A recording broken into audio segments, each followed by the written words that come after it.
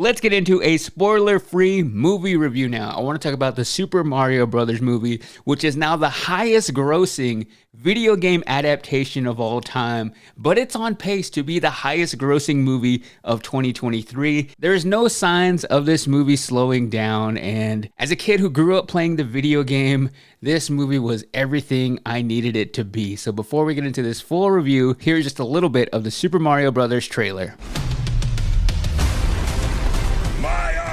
Koopas, Goombas, whatever those things are. Aww. We will destroy the Mushroom Kingdom. Bowser is coming. I'm not afraid.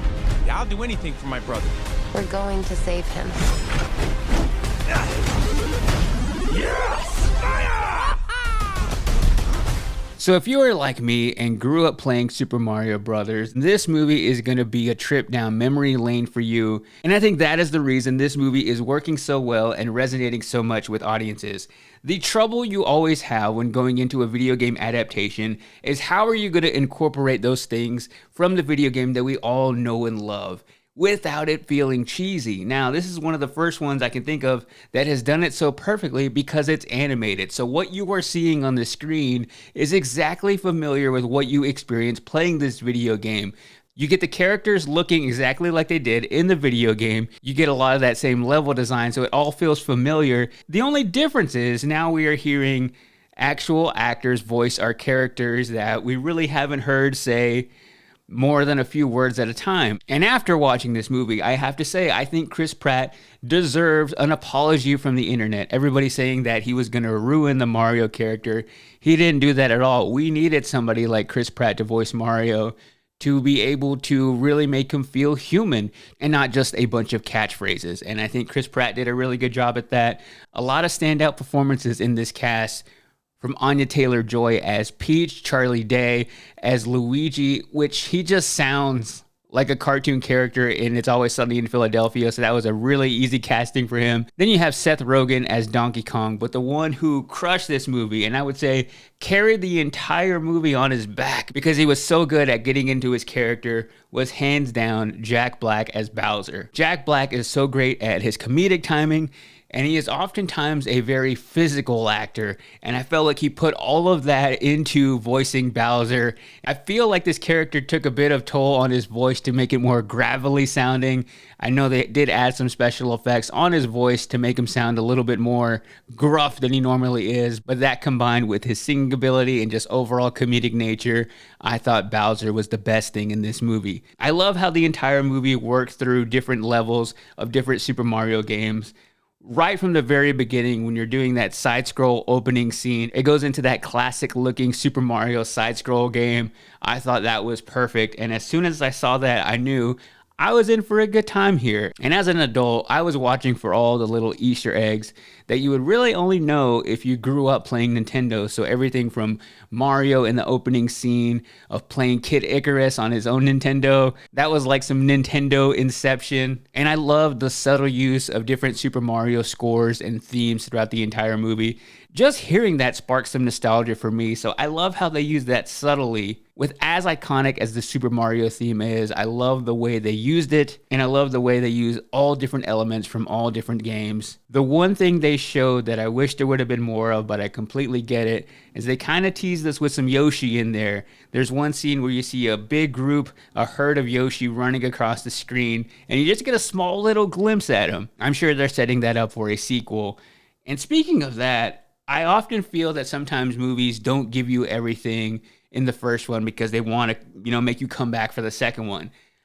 I feel like that wasn't the case with the Super Mario Brothers movie. Maybe since the first live action one didn't work that well and they haven't made one since, they were very careful of what they put in, and they also wanted to make sure that all different types of fans would be satisfied after watching this movie. So they kind of threw it all in there. So visually, this movie was perfect. I thought the voice acting was great. Where this movie lacked for me, I think it's because I'm an adult now, and the story felt very watered down and very basic. So I think the intention with that is because they wanted this movie to resonate not only with kids, but also with adults, but also they needed it to appeal to a world wide audience, which this movie is not only crushing it in the United States, but crushing it everywhere in the world because Mario is worldwide. So I feel for that reason, the storyline was very basic and I wanted something a little bit more to chew on. It was a very quick origin story of why Mario and Luigi started a plumbing business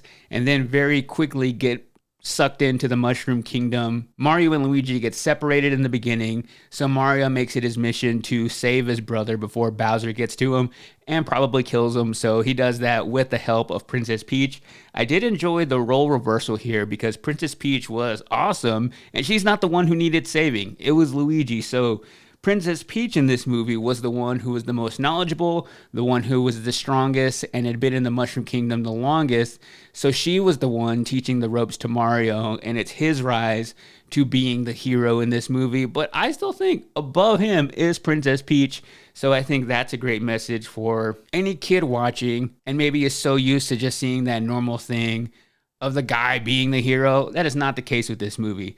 Although, oddly enough, I did find this movie to be kind of dark for a kid's movie. There is one character in particular that is infatuated with death, which I found funny just on a comedic level, but it was a little bit darker than I was expecting for a kid's movie. And I guess I just wasn't expecting a kid's movie to go there, also with Bowser wanting to kill Mario, kill Luigi, and kill all these other people.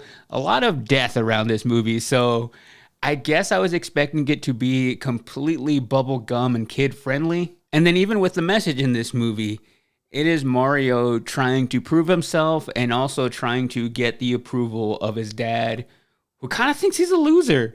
And it shows you that he has to go through such extremes to prove to his dad that he is not just some worthless dude who hasn't done much with his life. That was also an interesting plot line to explore in a kid's movie.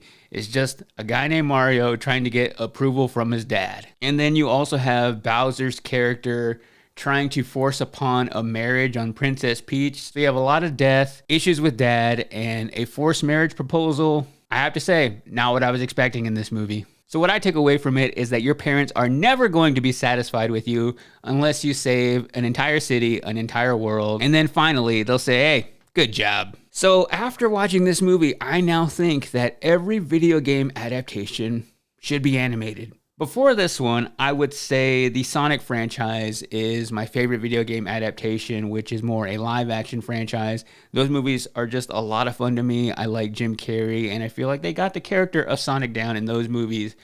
But I don't completely put that one on this same level. I did have fun watching Mortal Kombat. I think if they make some changes going into the sequel to that one could be a pretty solid franchise as well. Uncharted was fun, but pretty forgettable. And the other one I would probably compare this one to would be Detective Pikachu. But the problem with Detective Pikachu is I think as Pokemon fans, that's not entirely the movie we wanted. We wanted just straight up Pokemon trainer, Pokemon battles, and that one feels kind of adjacent to that story. While it is in the world, it doesn't really deliver like this Super Mario Brothers movie delivered because it is exactly like the video game. So I think what this movie opens up is definitely more movies in the Super Mario franchise. They'll make a 2, they'll make a 3. I'm curious to see how, because they incorporated different games in this movie like Mario Kart and Super Smash Bros., if they just explore that a little bit more or they go into maybe some of the other games. I think there is a lot to work with here.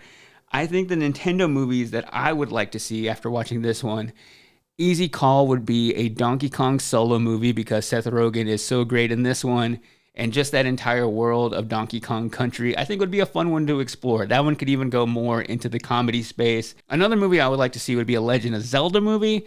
That one would be a tricky one to make because I think that world kind of teeters on that line of it could be great, but it could also just as easily be a bomb if you don't cast it right, if you don't have the most entertaining story when it comes to Zelda. But I think visually that would be a stunning one to make, especially just seeing what they can do with the world of Super Mario. I felt like a lot of the costume and character design felt very real to me. I liked seeing the texture of denim on Mario, the attention to detail on the hat and the face. I would love to see that in a Zelda movie. I think the coolest thing ever, and we got a little taste of it in this movie, would be a Super Smash Brothers movie. I think you make that the same way you make a Marvel Avengers movie. You have your Donkey Kong, maybe your Luigi's Mansion, maybe your Yoshi Story, maybe a little Metroid, a little Star Fox. So many of those original Nintendo movies. You have your solo films, and they all build into a Super Smash Brothers movie. There's just so many stories you can explore, and there is so much money to be made off of Nintendo. So I'm glad this one was a big success. I also think this one is doing so well because it's right at 90 minutes. Before you get a chance to even get tired of it, it's already over. It didn't feel like I needed more, didn't feel like I needed any less. So 90 minutes animated movie is the sweet spot for the Super Mario Brothers movie. Whew. See, this is tough because as much as I enjoyed all of the visual elements, I did find myself not spacing out, but finding that it was hard for me to grasp onto a real story here. But I would still go 4 out of 5 mushrooms. I think that is top level for a movie that both appeases adults and kids. But I think there is a lot more advances they can do story-wise. But now that the world is built, the stage is set, I think Super Mario Brothers movie Part 2 will be in that 4.5, maybe even a 5-point range.